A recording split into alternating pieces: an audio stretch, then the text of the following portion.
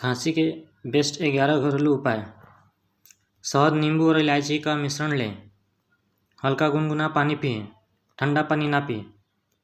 रात को सोते समय हल्दी वाला दूध जरूर पिएं। हल्का गुनगुना पानी में नमक डालकर गरारे करें, इससे गला साफ हो जाएगा। अदरक के टुकड़े को नमक के साथ लेकर खाएं। भुना हुआ लहसुन खाएं। शहद और ब्रांडी का भी इस्तेमाल करें। मसाले वाली चाय पिएं।